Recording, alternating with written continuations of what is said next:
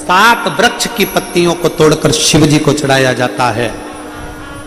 कितना भी कष्ट का समय चल रहा हो, वो कष्ट का समय कट ही जाता है और कुछ अच्छी खबर मिलती जरूर है, कुछ अच्छा मिलता जरूर है। एक हरतालिका तीज के दिन फुलेरे का दर्शन, इधर हरियाणा में हरतालिका तीज होती है कि नहीं होती, हमको नहीं मालूम, नहीं होती। अगर नहीं भी होती है तो प्रयास करा करो कि शंकर जी के मंदिर में अगर कहीं हरियाणा में हरतालिका तीज नहीं होती है तो शंकर के मंदिर में अपनी तरफ से एक डलिया लेकर या बांस की छबड़ी लेकर उसमें मालाएं लटकाकर शंकर के ऊपर जैसे वो जलाधारी लगी रहती है वैसे फूल की फुलेरा लगाना चाहिए, लगाना चाहिए। और मेरा निवेदन है यहां बैठी हुई सारी माताओं से, आपके नजदीक में जो शिव मंदिर हो, प्रयास करना कि हरतालिका तीज के दिन अपनी तरफ से एक फुलेरा अपने घर में तैयार कर लो, माला ही तो लटकाना, एक फूल झूमर जैसा, झूमर जैसा।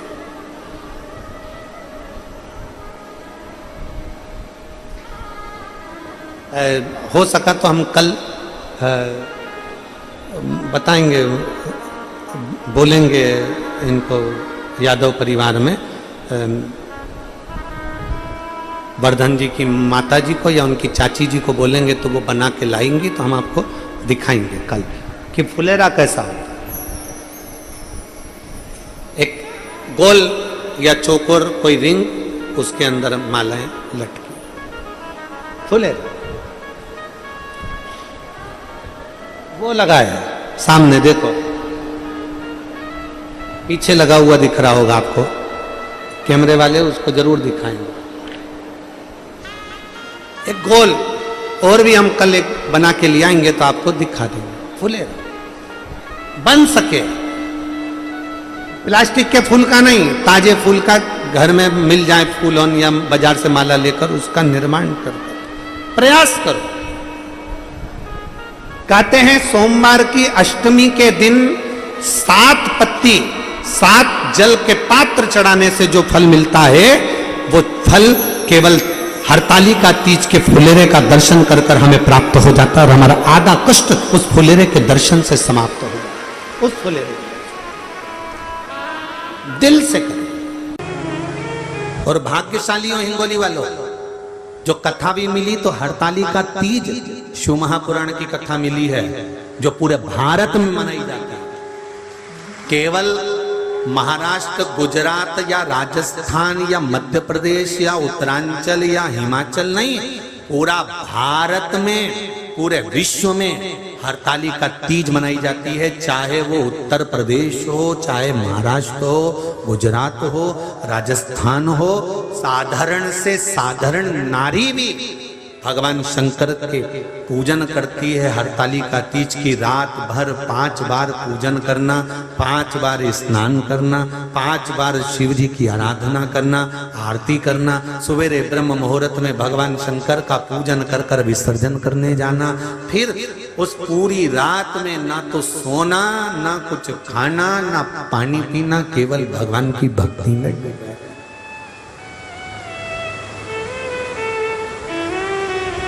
केवल शिव भक्ति।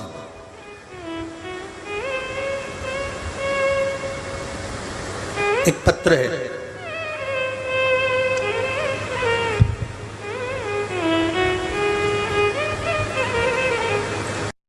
राजेंद्र रुणवाला डिग्रस महाराष्ट्र से हूँ। गुरुदेव, आपने हरतालिका तीज के दिन फुलेरे का दर्शन करें ऐसा मार्गदर्शन किया। महाराष्ट्र में फुलेरा किस तरह से बनाया जाता है हम लोगों को स्मरण नहीं है। क्या उस फुलेरे का वर्णन आप हमें करेंगे? कैसी पत्ती लगाना चाहिए, कैसा फूल?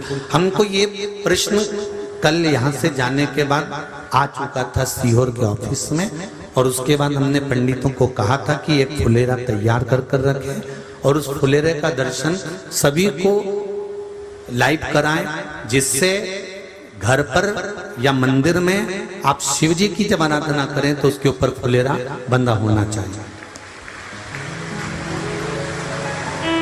जैसे ये शिवलिंग आपने बनाया बालू रेत का, मिट्टी का, जो शिवलिंग का निर्माण करा है, उस शिवलिंग का निर्माण करने के बाद में आपके मध्य में जब आप शिवलिंग बनाते हो घर के अंदर हॉल में या मंदिर में, तो ऊपर कोई कुंडी वगैरह लगी हो, पंखा लगा हो, उस पे से रस्सी बांध कर लेकर आकर इस फुलेरे को इस तरह से शिव जी के ऊपर लटकाया जाता है। इसको फुलेरा कहते हैं। ये भगवान शंकर का अखंड सौभाग्य देने का फुलेरा होता है, जिसको माता पार्वती जी, उमा, कात्यायनी देवियों ने इसका स्मरण किया।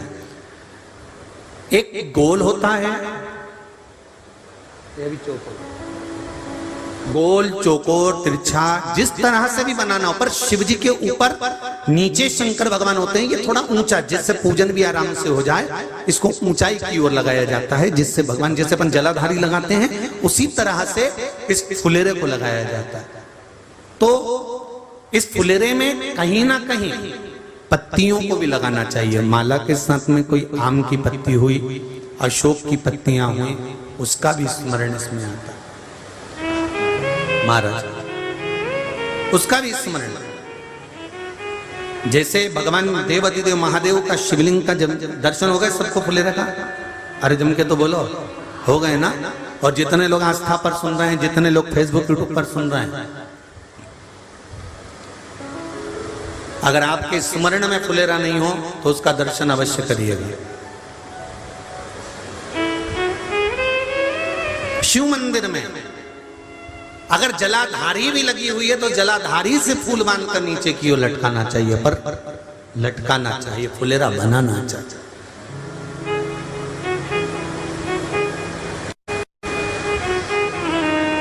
सात फल हैं फुलेरा। कितने फल हैं? 7। ध्यान दीजिएगा। पहला, फुलेरा जो नारी व्रत करती आती है और व्रत कर्म उसका चलता रहता है, उस व्रत कर्म के अंतर्गत मान लो किसी कारणवश बीमारी में, कोई गमी के अंतर, कोई सूतक सावड़ के अंतर्गत अगर नारी पूजन नहीं कर पाती है, पूजन नहीं कर पाई और उसने केवल फुलेरे का दर्शन ही कर लिया, अपने पलंग पर पड़ी पड़ी भी फुलेरे का दर्शन कर लिया है, तो नारी को हरतालिका तीज के व्रत का फल प्राप्त हो जाता है। 7 फल हैं भगवान शंकर के हरतालिका तीज के फुलेरे का। पहला फल व्रत का मूल। दूसरा,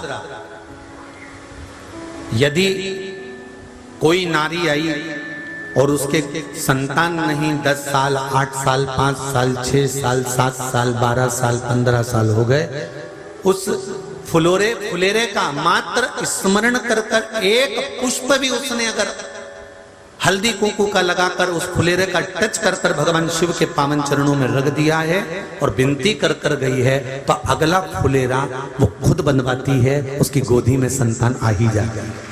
अगला फुलेरा वो खुद बनवाएगी, के जाएगी, जी अगली बार फुलेरा मेरी तरफ से बनवा देना, मंदिर में फुलेरा मेरी तरफ से लगवाना, अगली बार जब तुम पूजन करो तो फुलेरा मेरी तरफ से बनवाना। ये फुलेरे का महत्व।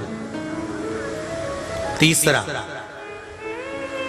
महाराज हम कोई दान, गौदान, हरतालिका तीज की किताब है आपके यहाँ, जो लोग पढ़ते होंगे हरतालिका तीज की किताब, उसमें लिखा है ब्राह्मण देव को ये दान देना है, ऐसा दान देना है।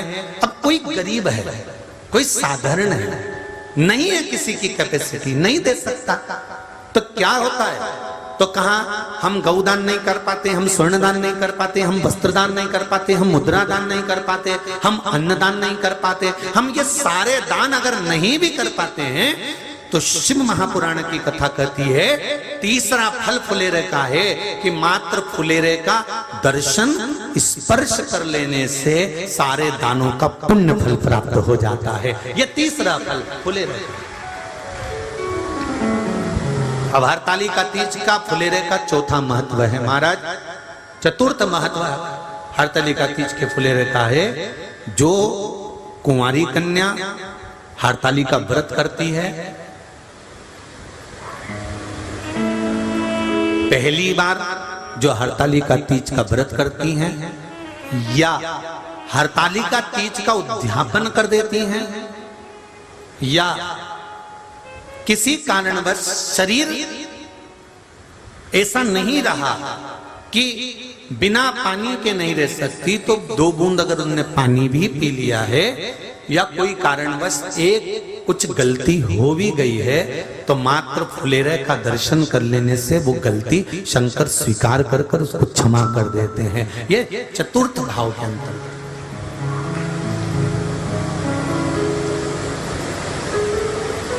फुलेरे का अगला वर्णन करा गया महाराज शिव तत्व की ओर, शंकर भगवान की ओर। हम ना काशी जा सकते हैं, हम ना सोमनाथ जा सकते हैं, हम ना किसी स्थान पर जाकर एकांत में भगवान शंकर का स्मरण कर सकते हैं। मान लो हमें एकांत में बैठकर शिव की भक्ति करना है, किसी मंदिर में किसी देवालय में जाकर भक्ति करना है, तो फुलेरे का मात्र दर्शन करने से, पूजन स्मरण करने से उस भक्ति का फल भी हमारे खाते में आ जाता है। और फिर अगला आखिरी का जो वर्णन किया गया है वो कहा गया कि पार्वती मैया गुफा में जाकर भगवान का भजन करती थी, शिव का स्मरण करती थी, और फिर अपनी सहेलियों के साथ बैठकर शंकर का स्मरण करा, जिसका फल पार्वती को मिला। तो कहा हम ना किसी गुफा में प्रवेश कर सकते हैं, ना हम किसी गुफा में या जंगल में जा सकते हैं। इस फुलेरे के नीचे शंकर भगवान की जब अर्चना करते हैं, आराधना करते हैं, हरताली का तीज के दिन फुलेरे के नीचे हम भगवान शिव की पूजन करते हैं, तो हमारा वन में किया गया भजन का फल ही हमको प्राप्त हो जाता है। ऐसे फुलेरे का तीज कथा कितनी तारीख को पूरी होगी? जम के बोलो जरा। 29 को। और हरताली का तीज कितनी तारीख की है? 30 की। 31 को गणपति जी बैठ जाएंगे, गणेश जी महाराज।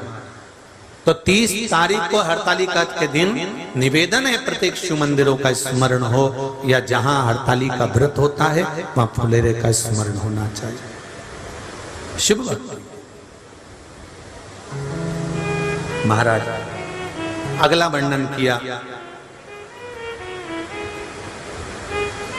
शिव पुराण कहती है, भगवान शंकर का अनुमोदन, हरताली का व्रत, हरताली का तीज शिव महापुराण की कथा कहती है। देव ऋषि नारद भगवान विष्णु से सुन लिए, ब्रह्मा जी से सुन लिए कि तप का महत्व, साधना का महत्व, पर जो उन्होंने तुमरुका जी से सुना तो देव ऋषि नारद से रहा नहीं गया, और देव ऋषि नारद ने तुमरुका जी से कहा, तुमरुका जी क्या भादो महीने के शुक्ल पक्ष की तृतीया तिथि का इतना महत्व है कि शंकर भगवान नेत्र खोल लेते हैं? क्या शिवजी नेत्र खोल लेते हैं? इतना महत्व है? हाँ। तुमरुका जी ने देव ऋषि नारद से कहा, नारद अगर भूलवश, बहुत ध्यान देना इस कथा पर, भूलवश मान लो किसी के यहाँ हरताली का तीज का पूजन हो रहा है, किसी मंदिर में हरताली का तीज का स्मरण हो रहा है, किसी मंदिर में हरताली का व्रत हो रहा है, और भूलवश मान लो आप उस मंदिर के सामने से भी निकल गए और आपको उस मंदिर की आरती, पूजन या अगर तगर की धूप बत्ती की गंध भी आपके शरीर में चली जाती है, तो शिव महापुराण की कथा कहती है, नारद शंकर भगवान के सामने जब ये जीव जाता है तो जीव को शंकर के सामने जाकर दर्शन करने की जरूरत नहीं पड़ती, शंकर उस जीव का दर्शन कर लेते हैं, शिव उसका दर्शन करते हैं। महाराज कितना ध्यान दीजिएगा जरा। शंकर भगवान की बारात गई, सारे हिमालय राज की नगरी के लोग शंकर भगवान को देखने आए थे। सुनिए ना कथा। छज्जों में खड़े होकर, घर के बाहर खड़े होकर पूरे हिमालय राज की नगरी के लोग शिव को देखने के लिए आए, दर्शन करने के लिए आए। और ब्रह्मदेव ने शंकर भगवान से पूछा था कि आप डमरू खड़का रहे हो, त्रिशूल घुमा रहे हो और इतने बेचैन पहली बार दिख रहे हो, इतने बेचैन, आखिर किसका दर्शन आपको करना है? किसका दीदार, किसका दर्शन?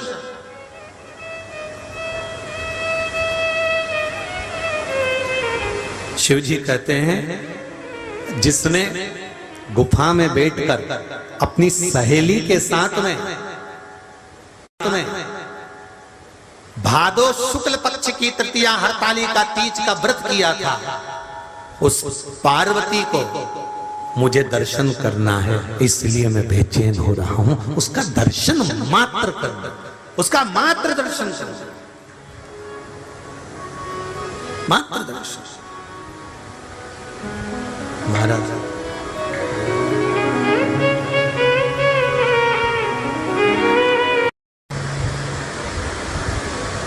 पार्वती जी ने प्रश्न किया, देवऋषि नारद आप कह रहे हैं कि भाद्रपद की शुक्ल पक्ष की तृतीया तिथि को हरतालिका व्रत करना है, बालू का या मिट्टी का शिवलिंग बनाकर पूजन करना है, रात्रि को पूजन करेंगे। पर देवऋषि नारद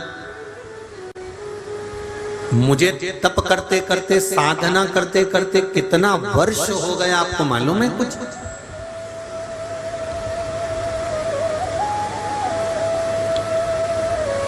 कितने वर्ष तप साधना में हो गए, कितने वर्ष तप साधना में निकल गए, कितने वर्ष मेरे तप साधना के अंतर्गत निकल गए, आपको मालूम है कुछ?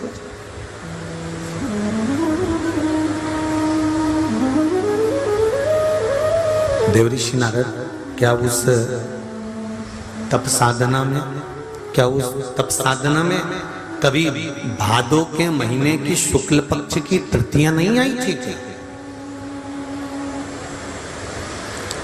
प्रत्येक जितनी माताएं कथा सुन रही हैं आस्था चैनल पर, जितनी माताएं कथा सुन रही हैं फेसबुक यूट्यूब पर, और जितनी माताएं कथा सुन रही हैं या भाई या बेटियां कथा सुन रहे हैं इस पंडाल में या चैनल पर, ध्यान से सुनना।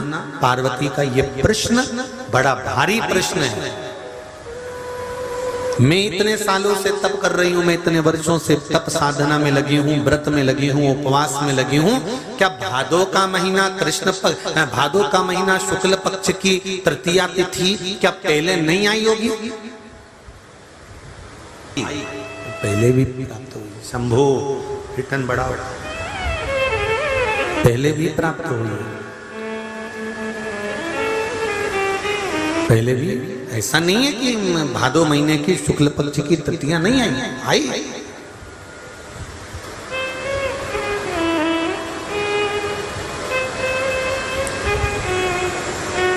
फिर जब मैंने इतना समय तप करा, साधना करी, उपवास किया, व्रत किया, नियम धारण करे, तो फिर मुझे शिव मिल जाना थे, फिर अभी तक क्यों नहीं मिले?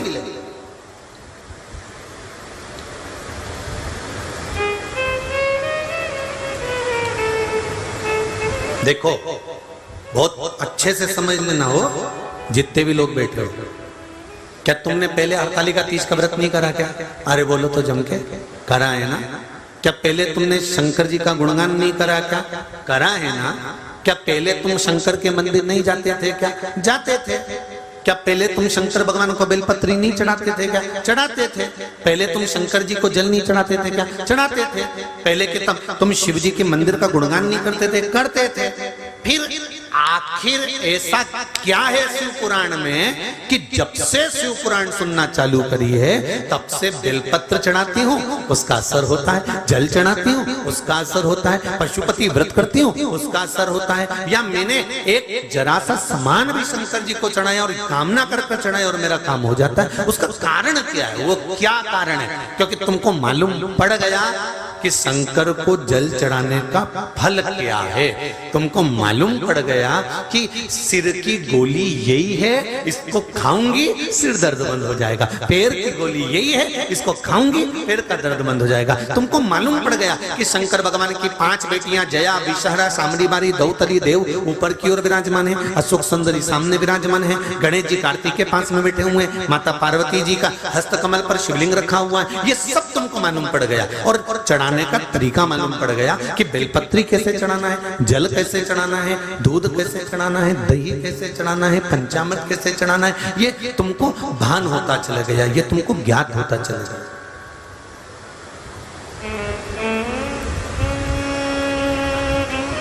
अभी तक अज्ञान थे हम, अभी तक हमें अज्ञान नहीं था इस चीज का।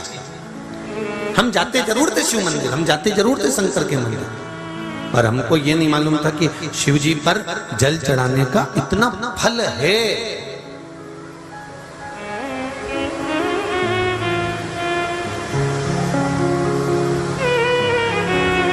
कितना सुंदर लिखा है।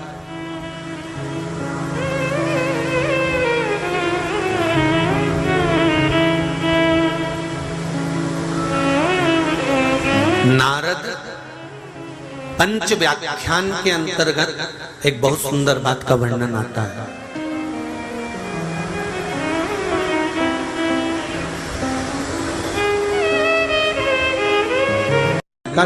पार्वती, मैं तुम्हें प्राप्त हुआ हूं, यह हरतालिका तीज के व्रत का फल है। शिव जी कहते हैं पार्वती, जो नारी हरतालिका तीज के व्रत का स्मरण करती है, फुलेरा जो बांधा जाता है उसमें 5 माला से ज्यादा माला लटकना चाहिए, 5 से कम नहीं। कितनी? जैसे माला जो लटकाते हो वो 5 से ज्यादा होना चाहिए। 5 तो जया, विषहरा, सामरी बारी, दौतली देव, इससे अधिक होगी चलेगा, पर इससे कम फुलेरे के अंदर माला नहीं होना चाहिए महाराज। दूसरा, फुलेरा जहां हरतालिका व्रत हो वहीं पर बांधा जाता है। हरतालिका तीज का व्रत एक ऐसा व्रत होता है जो मरते दम तक रहता है। इस व्रत को छोड़ा नहीं जाता। ये नहीं कि सियोर वाले गुरुजी ने कहा और अपन ने एक बार कर लिया और अगली बार वो व्रत गायब हो गया, ऐसा नहीं होता। हरतालिका तीज अखंड सौभाग्य के लिए, वंश वृद्धि के लिए, कार्य सिद्धि के लिए और कुंवारी कन्याएं उत्तम वर प्राप्ति के लिए, आनंद सुख के लिए करती हैं। ऐसा नहीं है कि केवल स्त्री ही करती है। जब नारी किसी कारणवश व्रत नहीं कर पाती तो पुरुष इस व्रत को धारण करते हैं।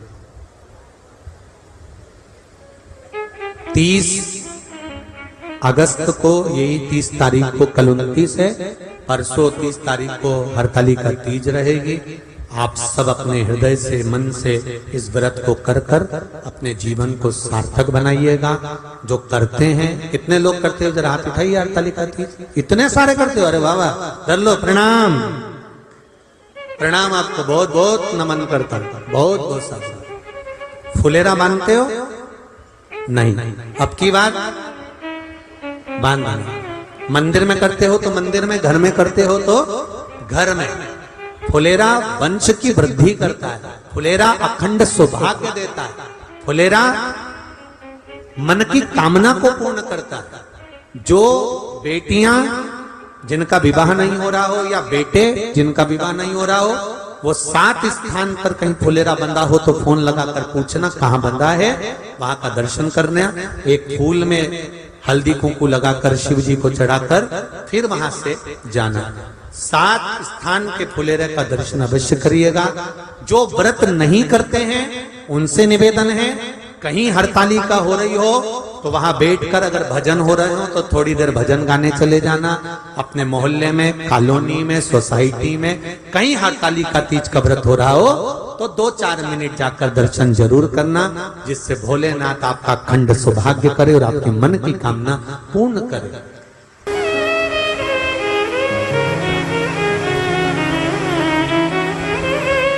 कलम पढ़ रहे थे तो उसका फोटो का भी हमने स्मरण किया, शायद हिमांशु के मोबाइल में होगा वो फोटो, कि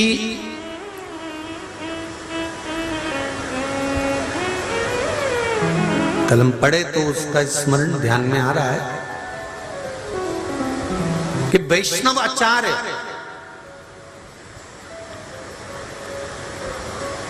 परम रसिक वैष्णव आचार्य अपनी लेखनी में लिखते हैं, देवर्षि नारद उसका वर्णन करते हैं कि जिस नगर में, जिस गांव में, जिस खेड़े में अगर शंकर भगवान का कोई मंदिर नहीं है, कोई शिवालय नहीं है, उस गांव में एक रात भी परम भगवदीय वैष्णव को नहीं ठहरना चाहिए। उस गांव में परम भगवतीय वैष्णव को एक रात्रि भी नहीं ठहरना चाहिए जहां शिव का शिवालय नहीं हो।